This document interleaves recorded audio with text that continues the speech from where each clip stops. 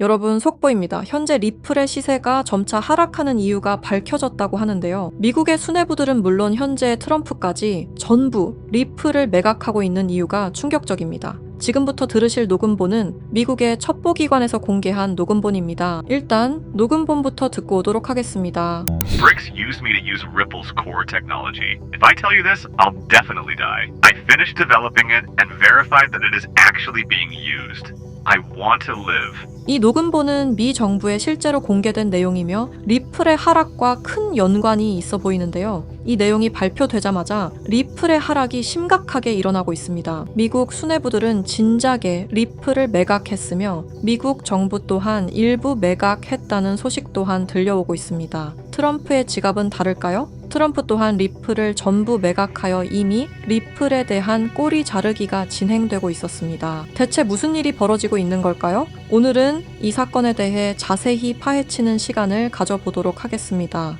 구독과 좋아요는 영상을 제작하는데 큰 힘이 됩니다.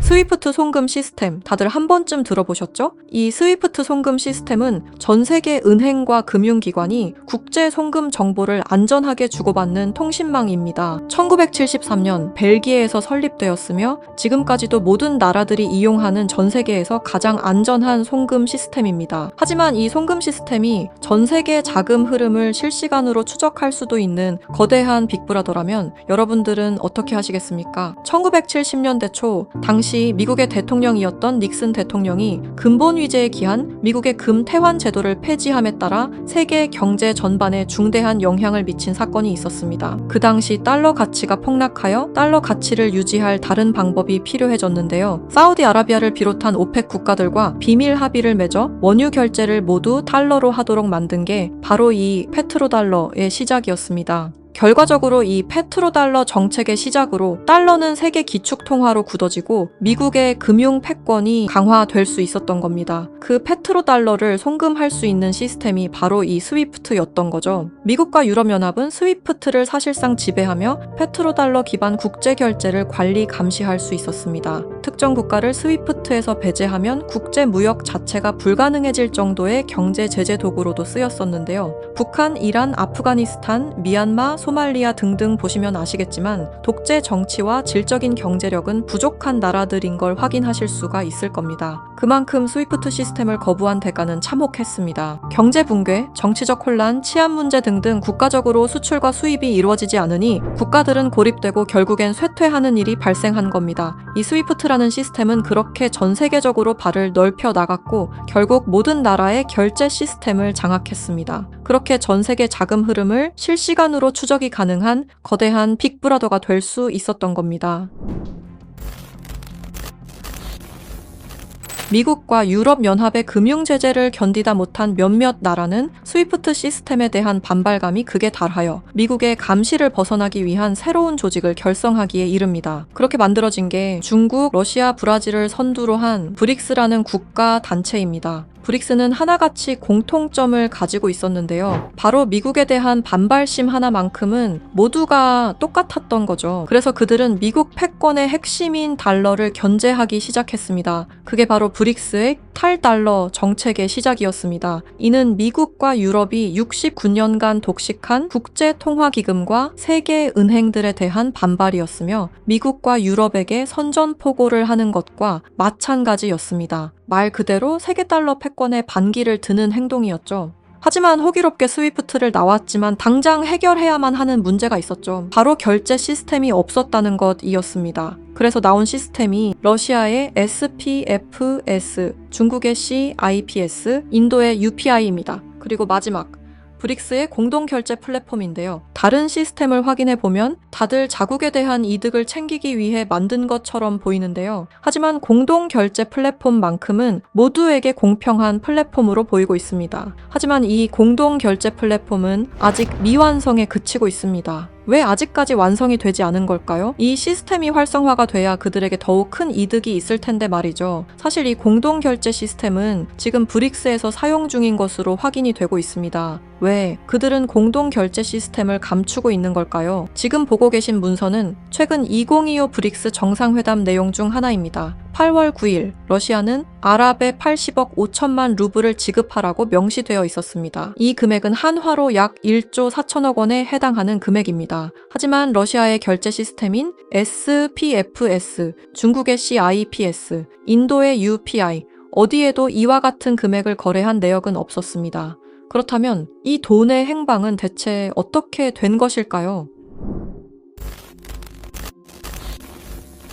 리플의 스테이블 코인 첫 발행 당시 브릭스의 공동 결제 플랫폼으로 리플이 거론되면서 수많은 추측이 오갔었는데요. 결론부터 말씀드리자면 브릭스는 리플을 사용할 수 없습니다. 왜냐하면 리플은 미국이 만들어낸 송금 시스템이기 때문입니다.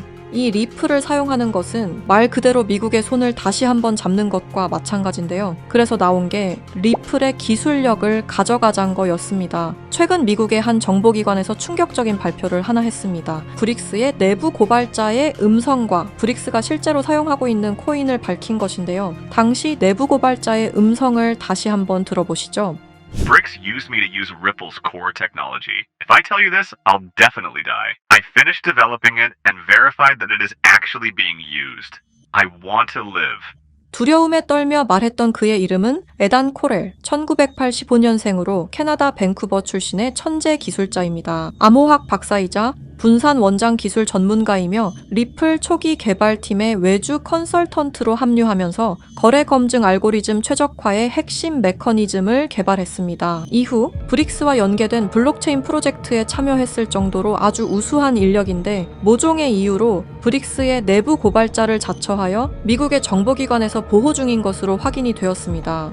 그가 말하는 브릭스의 암호화폐는 리플 기술을 기반으로 감시망을 완전히 회피하는 그림자 코인이라는 프로젝트였습니다. 앞서 말씀드렸다시피 어마어마한 금액을 송금했을 때 그 흔적이 남지 않는다는 것은 말이 안 됩니다. 하다못해 수수료 찌꺼기라도 남아야 되는 게 이 송금 시스템의 메커니즘인데 놀랍게도 그 어디에서도 흔적을 찾을 수 없었습니다. 스위프트와 리플의 단점을 완벽히 보완한 최초의 코인이었던 거죠. 정보기관은 에단 코렐이 말한 내용을 조속히 언론 매체에 알렸습니다. 현재 가장 위험하며 미국의 안전까지 위협할 수 있는 이 엄청난 코인을 최대한 노출시켜야만 했기 때문입니다. 하지만 모든 언론 매체가 이를 거부했습니다. 뉴스에는 송출이 불가했고 SNS에 올리면 바로 삭제가 되며 유튜브는 정지가 된다는 겁니다.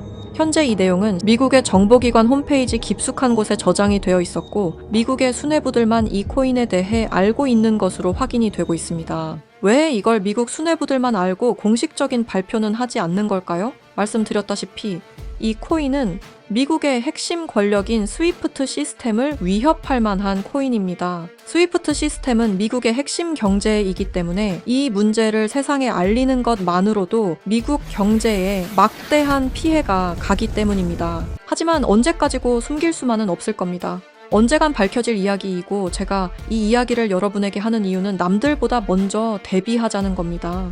지금 여러분이 보고 계시는 이 장부는 단순한 추정이나 분석 자료가 아닙니다. 이 장부는 실제로 확인된 미국 핵심 권력층 인사들의 디지털 자산 이동 기록입니다. 그리고 여기서 충격적인 진실이 드러났습니다. 트럼프와 미국 핵심 권력층들의 지갑에는 이미 리플의 흔적은 사라지고 없어졌다는 사실입니다. 이는 우연이 아닙니다. 의도적인 공백입니다. 미국 정부 내부에서는 이미 책임의 분산, 그리고 금융기술에 대한 꼬리 자르기가 조용히 그러나 본격적으로 진행되고 있습니다. 현재 미디어에 보여지는 리플의 호재는 상당히 많습니다. ETF 승인, 생태계 확장, 은행 승인 등등 수많은 호재 속에서도 상승은커녕 오히려 하락이 나오는 이유는 딱 하나입니다. 미국 정부가 이미 리플을 등졌기 때문입니다. 이 모든 흐름은 트럼프의 대선 당선이 확정되던 시점에서 급격히 가속화됩니다. 당시 트럼프의 당선 배경에는 일론 머스크의 강력한 영향력이 있었습니다. 트럼프는 약속했습니다. 암호화폐 시장을 되살리겠다. 그리고 일론 머스크는 이미 암호화폐 역사의 한 획을 그은 인물이었습니다.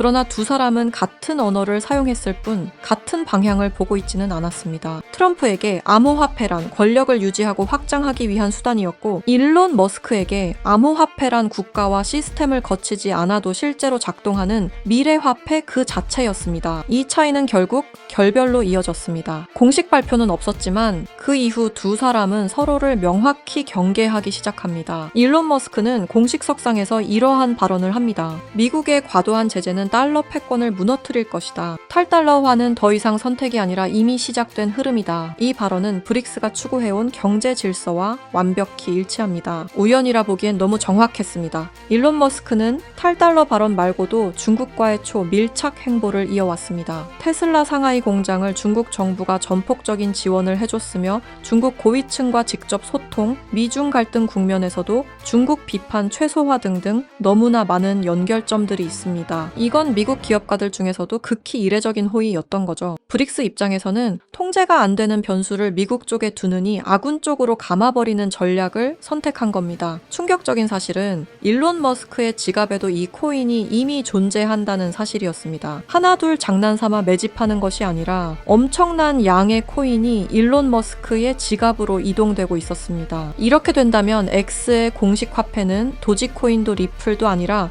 바로 그림자 코인이 될 확률이 매우 높아진 겁니다. 트럼프는 이렇게 말했습니다. 일론 머스크를 신뢰할 수 없는 이유는 그가 너무 큰 영향력을 가진 인물이기 때문이다. 이 코인 시장에서 가장 영향력이 큰 인물이 사용하는 화폐가 얼마만큼이나 성장하실 수 있다고 보시나요? 저는 비트코인, 이더리움, 리플보다도 더욱 더 크게 성장할 것이라고 생각하고 있습니다. 브릭스는 리플을 사용하지 않습니다. 다만 리플의 거래 방식을 훔쳤습니다. 왜 리플이었을까요? 리플은 브릭스가 원했던 구조와 매우 비슷한 구조를 띠고 있었기 때문입니다.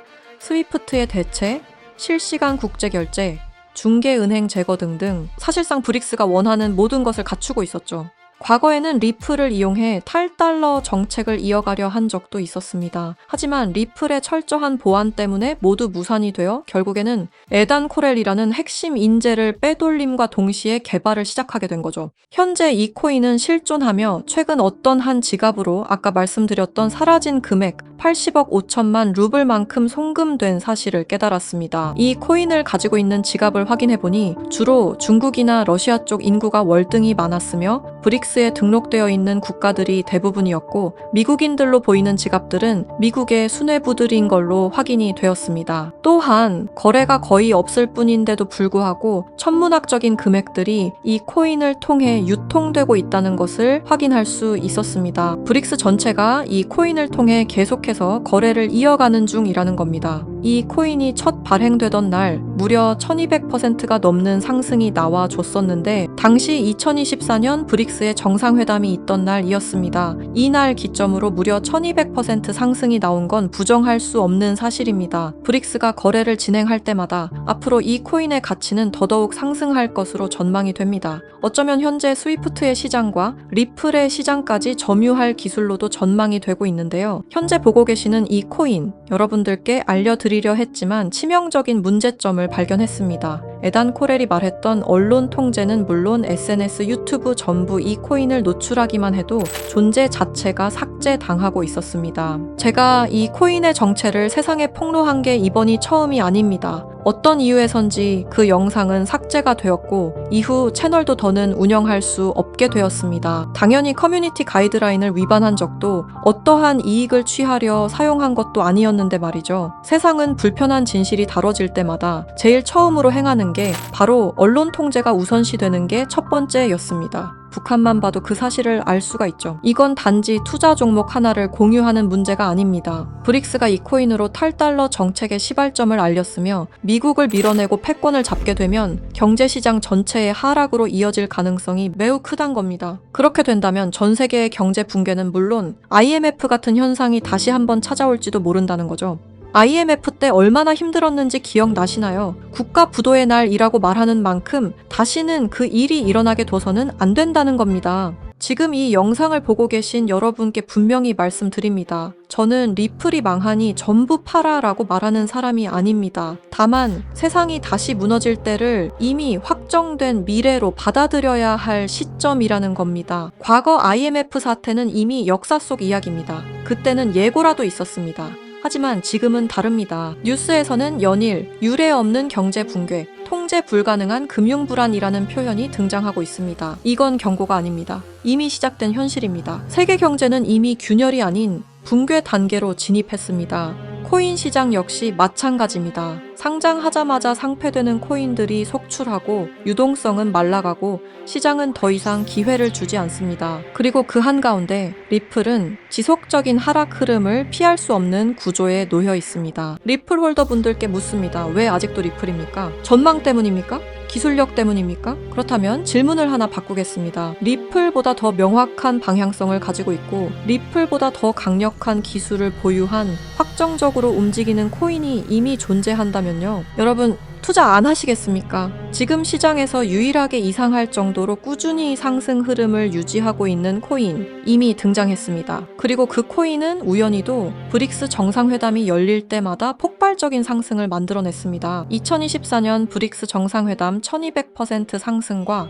2025년 브릭스 정상회담에선 1100% 상승이 나왔습니다. 이건 단순한 패턴이 아닙니다. 의도된 움직임, 계획된 상승입니다. 그리고 2026년 다음 브릭스 정상회담이 열리는 그날 이 코인은 상승 예상이 아니라 확정된 이벤트로 작동할 가능성이 매우 높습니다. 그래서 더 늦기 전에 말씀드립니다. 미래를 대비할 코인을 알고 싶으신 분들은 아래 설명란과 댓글창에 있는 링크를 지금 확인해주세요. 링크를 통해 간단한 설문을 작성해주시면 참여해주신 순서에 따라 코인 정보를 차례대로 알려드리겠습니다. 이미 미국 정부는 이 코인을 고위험 자산으로 공식 분류했습니다. 이유는 단 하나입니다. 상승 속도와 파괴력이 통제를 벗어났기 때문입니다. 미국은 자국의 경제 붕괴를 막아야 합니다. 그래서 이 코인은 조금만 미디어에 노출되어도 영상이 삭제되고 콘텐츠가 사라지고 정보가 차단됩니다. 솔직히 말씀드리면은 이 영상 역시 언제 삭제될지 모릅니다. 검열이 시작됐다는 건 이미 늦었다는 뜻입니다. 지금 필요한 건 분석이 아닙니다. 속도입니다.